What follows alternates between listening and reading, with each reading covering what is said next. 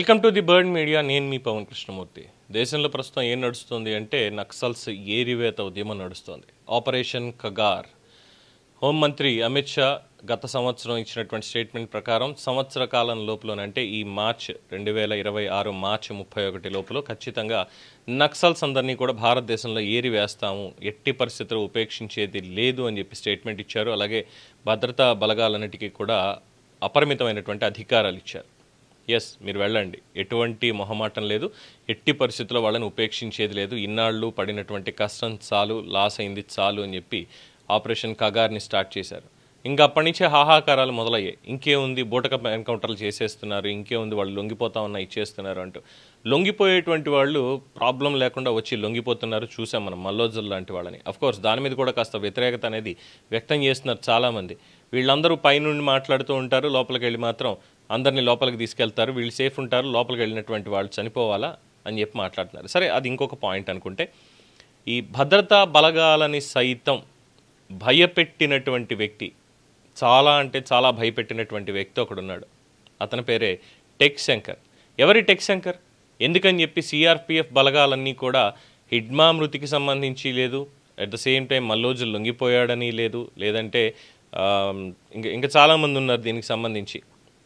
ఎంతోమంది సీనియర్ నేతలు దాంట్లో ఉన్నారు. వాళ్ళు రామకృష్ణ ఎలియాస్ అక్కిరాజు హరగోపాల్, తర్వాత జగన్, తర్వాత అభయ్, అభయ్ అంటే మల్లోజులు అనుకోండి. సో ఇలాగ చాలామంది పేర్లు పెట్టుకుని ఉన్నటువంటి వాళ్ళు ఉన్నారు. వీళ్ళందరినీ అరెస్ట్ కానీ లేదంటే వీళ్ళ ఎలిమినేషన్ కానీ ఆనందం ఇవ్వలేదు వాళ్ళకి. కానీ సిఆర్పిఎఫ్ బలగాలు దీపావళి చేసుకుంటున్నాయి ఈ టెక్ శంకర్ ఎన్కౌంటర్తో. ఎస్, జరిగినటువంటి ఎన్కౌంటర్లో వాళ్ళు దీపావళి జరుపుకుంటున్నారు అనేటువంటి తెలుస్తోంది. మిగతా వీళ్ళందరూ ఒకటైతే ఈ టెక్ శంకర్ గురించే ఎందుకని చెప్పి వీళ్ళు మాట్లాడుతున్నారు ఇదంతా కూడా అంటే, టెక్ శంకర్ చాలా టెక్నికల్ పర్సన్. టెక్నికల్గా ఐఈడి అంటే ఇంప్రొవైజ్డ్ ఎక్స్ప్లోజివ్ డివైజెస్ ఏవైతే ఉన్నాయో ఈ ఐఈడీల్ని తయారు చేయడంలో ఆయనది అందవేసిన చెయ్యి. ఆయన కనుక సెట్ చేశాడా టార్గెట్ మిస్ అయ్యేటువంటి అవకాశం లేదు. ఇప్పటికీ భయపడతారు. టెక్ శంకర్ పేరు వింటేనే భద్రతా బలగాలు వెన్నులో వణుకు పుడుతూ ఉంటుంది. అలాంటిది ఇక తెగించి పోతే ప్రాణాలు అనుకుంటూ వెళ్ళారు, తెగించి ఎలిమినేట్ చేసేశారు. చేసిన తర్వాత అమ్మయ్య, ఇన్నాళ్ళు మనం కోల్పోయినటువంటి మన సహచరులకి వాళ్ళందరికీ కూడా ఈరోజు ఘనమైనటువంటి నివాళి ఇచ్చాం మనం. ఈరోజు మనకి పండుగ రోజు. నిద్ర లేకుండా ఎన్ని రాత్రులు ఎన్ని రోజులు ఈ అడవులను పట్టుకుని తిరిగామో వీళ్ళ కోసం. అలాంటిది ఆఖరికి దొరికాడు.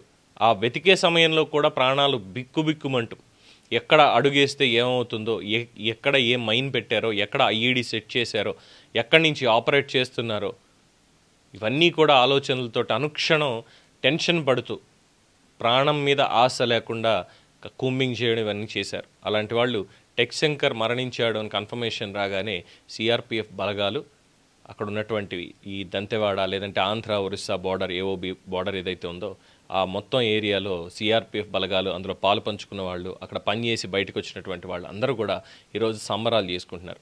మరి అంతలా భయపెట్టాడా? ఏమేం చేశాడు? గెరిల్లా వార్ఫేర్ని వాళ్ళు ఎంచుకున్నారు, ఓకే ఫైన్. దాంట్లో టెక్నాలజీని ఇంక్లూడ్ చేసి ఐఈడిని దాన్ని ఎలాగ ఇంప్రూవ్ చేయాలి, పాతకాలంలో ఒకలాగా దాని తర్వాత వచ్చినటువంటి వాటిలాగా ఎప్పుడెప్పుడు ఎలాగా దీన్ని ఇంప్రూవైజ్ చేయొచ్చు అనేది ప్రయోగాలు చేసి మరీ పోలీసుల మీద పగబట్టేశాడు. భద్రతా బలగాల మీద పగబట్టేసి కేవలం టెస్ట్ చేయడం కోసమని 10 మందికి ఐఈడి పెట్టి చంపేశాడు. ఇలాంటి ఘటనలు చాలా ఉన్నాయి. సో ఎవరు ఈ ఐఈడి ఎక్స్పర్ట్గా ఉన్నటువంటి ఈ టెక్ శంకర్ ఎవరు? ఈ టెక్ శంకర్ అసలు పేరు ఏంటంటే Metturu Jogarao alias Tech Shankar. Andhra Orissa border special zonal కమిటీలో చాలా కాలంగా సంబంధాలు కలిగి ఉన్నాడు. మావోయిస్ట్ సంస్థల్లో ఐఈడీలను అమర్చడంలో నైపుణ్యానికి చాలా ప్రసిద్ధి. అనేక మందు పాత్రల తయారీలో ఇతని ప్రమేయం ఉంది. దాదాపుగా 90% ఆఫ్ ఎక్స్ప్లోజివ్స్ ఇతనే తయారు చేస్తాడు, ఇతనే సెట్ చేస్తాడు అనేటువంటిది కూడా ఉంది. దాదాపు 2 దశాబ్దాల నుంచి కూడా సాంకేతిక నైపుణ్యానికి నిదర్శనంగా ఎంతటి భారీ వాహనాలైనా సరే ఇతను కనుక అక్కడ సెట్ చేశాడు ఐఈడి అంటే తునాతునకలు అయిపోవాల్సిందే. దంతెవాడ 2010లో జరిగినటువంటి మారణ హోమం, అందులో కూడా టెక్ శంకర్ కీలక పాత్ర వహించాడు అంటారు. అందులో 76 మంది సిఆర్పిఎఫ్ బలగాల్ని 76 మంది సిఆర్పిఎఫ్ జవాన్లని మనం కోల్పోయాం.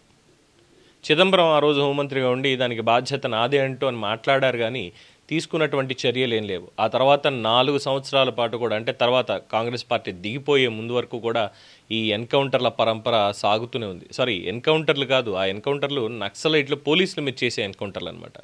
ఆ పరంపర కొనసాగుతూనే ఉంది. ఎంతోమందిని కోల్పోయాం. మైనింగ్ ఆపరేషన్లో ఆంధ్ర, ఒరిస్సా సరిహద్దు ప్రాంతంలో అనేక శక్తివంతమైనటువంటి ఐఈడీల తయారీ, వాటిని అమర్చే ప్రణాళికల్లో కీలకంగా మెట్టు జోగారావు ఉండేవాడు.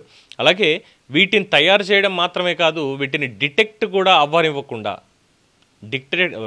ఈ మెటల్ డిటెక్టర్స్ వీటిని తీసుకొని వెళ్తారు కదా పోలీసులు, వాటికి కూడా అందకుండా ప్రత్యేకంగా వాటిని ట్రాప్ల కింద అమర్చడంలో సిద్ధహస్తుడు. అందుకే వాటికి దొరకకుండా కూడా చేశాడు కాబట్టే మన వాళ్ళని అంతమంది కోల్పోవాల్సి వచ్చింది.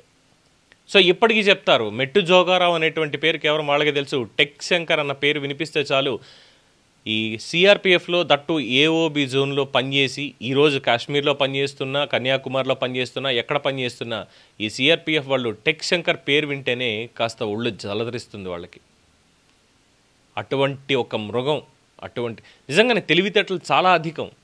ఒక ఎక్స్ప్లోజివ్ ఎలా సెట్ చేయాలి, దాంతో ఎలాగ బ్లాస్ట్ చేయాలి, వీటన్నిటిలో కూడా సిద్ధాస్తుడిగా ఉన్నటువంటి వ్యక్తి. తెలివితేటలు లేకుండా ఏదో ఇచ్చారు కదా అని చెప్పి అన్నీ కలిపేసి ఓ వైర్ పడేస్తే వెళ్ళిపోయేది కాదు కదా. ఆ తెలివితేటల్ని సరైనటువంటి రీతిలో వాడకుండా సిఆర్పిఎఫ్, అలాగే గ్రే హౌన్స్, ఆక్టోపస్, ఈ బలగాలు ఎవరైతే కూంబింగ్కి వెళ్తున్నారో వాళ్ళని ఎలిమినేట్ చేయడం కోసం వాడడం, which is against to morals and ethics. నిజంగా మానవత్వానికి ఇదంతా వ్యతిరేకంగానే చేశారని చెప్పాలి. సో మొత్తానికి ఆపరేషన్ కగార్ సక్సెస్ అయినట్టే చెప్పుకోవచ్చు. At the same time tech Shankar కావచ్చు, లేదంటే ఈ హిడ్మా కావచ్చు, అంతకుముందు మల్లోజుల, ఇంకా చాలామంది ఉన్నారు. ఎంతోమంది అగ్ర కమిటీ నాయకత్వం అంతా కూడా ఎలిమినేట్ అవుతూ రావడం, కొంతమంది లొంగిపోతూ ఉండడం. వీళ్ళందరికీ ఇంకొక హెచ్చరిక కూడా పంపించారు.